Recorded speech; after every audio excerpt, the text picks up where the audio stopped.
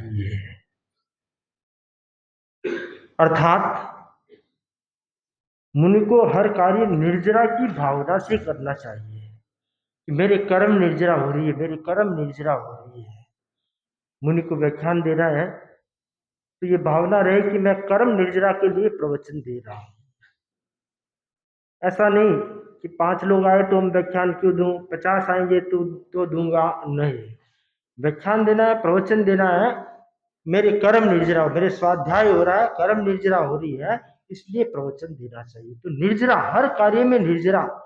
बड़ों की सेवा करनी है तो सेवा मैं क्यों सेवा करूं, दूसरे संत करेंगे सेवा, नहीं, ऐसी भावना नहीं आनी चाहिए। तो क्या भावना आनी चाहिए कि मैं सेवा करूंगा, मुझे निर्जरा प्राप्त होगी, मुझे कर्म निर्जरा होगी, मैं निर्जरा के लिए सेवा करूं।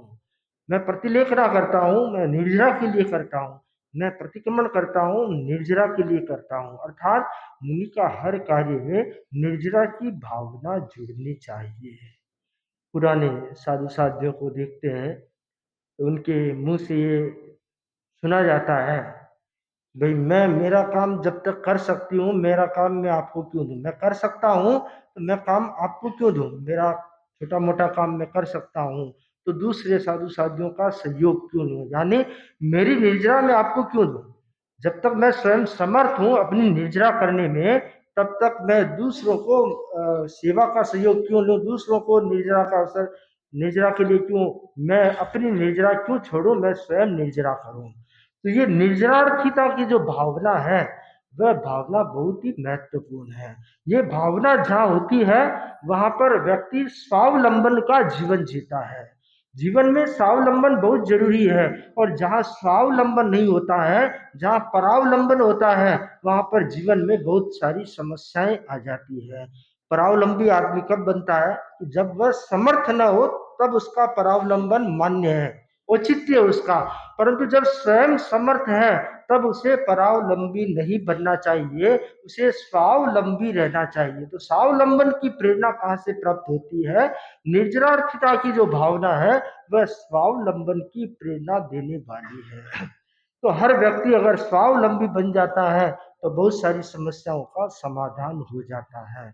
आज वर्तमान में देखा जाता है कि स्वावलंबन बहुत घट गया है।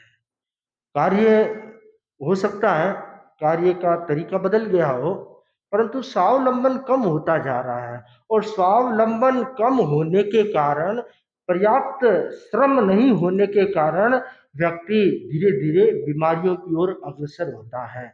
जैसे जैसे एज आती है 50, 60, 45, और देखते हैं बहुत सारे लोगों में शुगर, बीपी और भी कई तरह की बीमारियां उनमें घर कर रही है।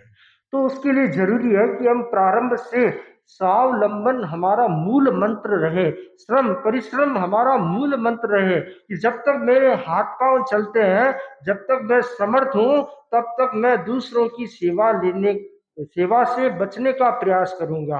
तो हम दूसरों पर आधारित नहीं बनेंगे, अपने श्रम से अपना कार्य करेंगे तो शरीर भी स्वस्थ रहेगा। शरीर स्वस्थ कब रहता है, जब शरीर का मूवमेंट होता रहता है तो शरीर स्वस्थ रहता है। और मूवमेंट कम हो जाता है तब धीरे धीरे शरीर में विकृतियां शुरू हो जाती है।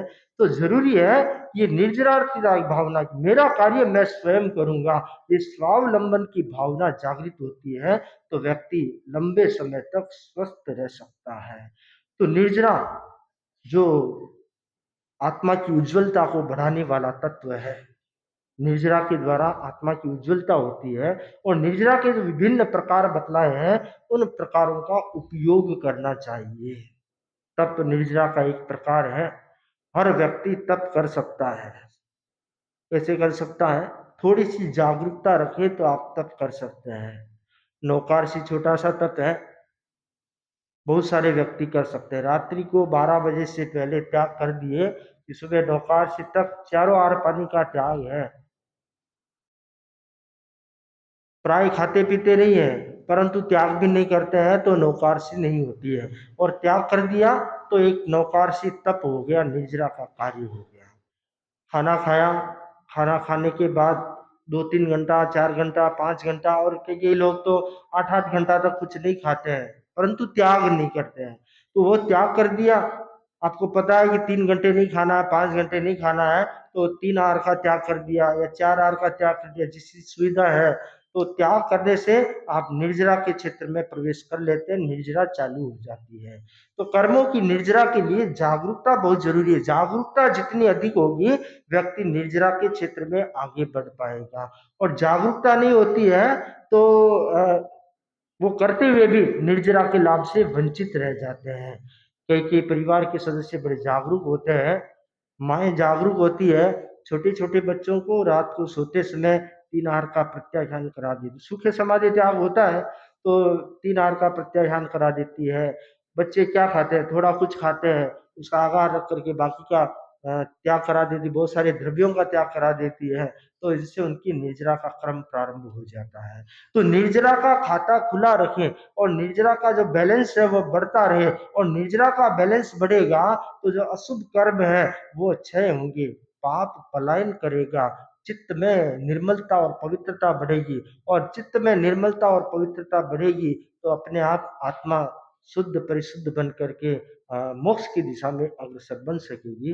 तो आज का जो रविवार ये प्रवचन का विषय है, नाहे निर्जरा के निर्मल नीर में, तो अवश्य निर्जरा के नीर में अवगाहन करने का प्रयास करें। मेरा निवेदन श्रद्धेय मुनि श्री से आज के विषय पर उद्बोधन के लिए निवेदन मुनि श्री।